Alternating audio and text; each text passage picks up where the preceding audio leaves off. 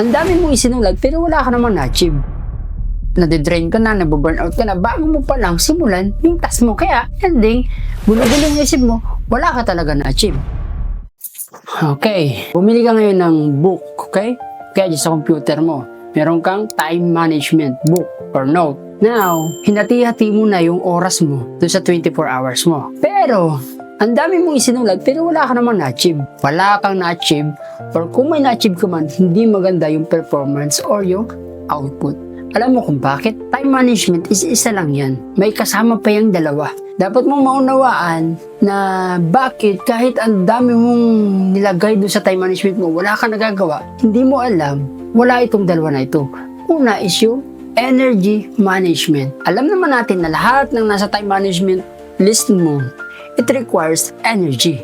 Kailangan ng energy. Hindi tayo robot, hindi tayo infinite ng lakas sa buong maghapon. Yes, nagiging ulit ang energy kapag nagpahinga ka, pero yung time hindi na, tama? Hindi na may babalik. Now, para magawa mo yung nasa time management mo, kailangan ang i-manage mo muna is yung energy mo. Dapat, alam mo kung saan mo gagamitin yung energy mo. Meron kang nakalagay sa time management book mo, pero ang ginagawa mo, nag-scroll ka. It requires energy. Nade-drain ka na, nababurnout ka na, bago mo pa lang simulan yung task mo. Kaya, ending, gulo-gulo yung isip mo, wala ka talaga na-achieve. Nagigets mo? Okay, alam ko hindi lang ako naranasan ko yan. Hanggang ngayon, minsan, biktima pa rin ako niyan. And, normal yun bilang isang tao sa atin. Kasi ang hinahanap, especially yung social media, hinahanap lagi natin yung mga instant dopamine. Kumbaga, kasiyahan, malibang, scroll, watch lang kung ano-ano. That's normal. Pero kung alam mo na meron kang kailangan i-achieve na goal, kailangan mo i-manage yung time mo, kailangan mo i-manage yung energy mo. Alam mo na mahalaga yung bawat galaw mo, bawat kilos mo, bawat sinasabi mo, bawat salita mo because kaya requires ito ng energy. Dapat mo nawa mo yun. And lastly, kahit may time management ka, kahit may energy management ka, kapag wala itong last na to, useless din yan. Hindi mo ma-manage ang time mo pag wala kang time energy management. Hindi mo ma-manage ang energy mo kapag wala ka nito, which is the mind management. Paano mo ba dinidisiplina yung sarili mo? Paano ka ba mag-isip? Paano mo minamanage yung utak mo?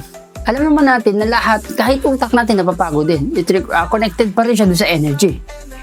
Pero, paano ka mag-isip? Paano mo ba hinaharap yung mga challenges? Kapag ba nagkakameron ka ng failures, tinitreat mo siya as negative? Kapag ba may gagawin ka, masaya ka ba? Or handa ba yung isip mo? So kahit anong kaka-energy management mo at time management mo, kapag poor yung mindset mo, hindi din magsasucceed yung ginagawa mo na yun. So kailangan strong yung mindset. Equip ka, alam mo na kapag nagkamali ka, okay lang. Alam mo na kailangan ng galing mag-isip para ma-achieve mo yung mga bagay na gusto mong magawa at ma-execute. So tatlo yan. Okay, una, yun yung time management, energy management, and mind management. Itong mind management na ito, kapag umpisa pa lang, negative ka na, regardless kahit gaano kaganda yung plano mo, hindi yun magsasucceed. Kasi nga, umpisa pa lang, weak na yung mind mo, mindset mo. Okay? So, hopefully, kahit paano is nagkameron ka ng insight at aralin mo na yun ngayon, i-apply mo na. Okay? Kung na pala, kailangan, okay yung mindset ko bago ko simulan yung isang goal, yung gusto ko ma-achieve. Now, dahil strong na yung mind mo, kailangan ko i-manage yung energy ko.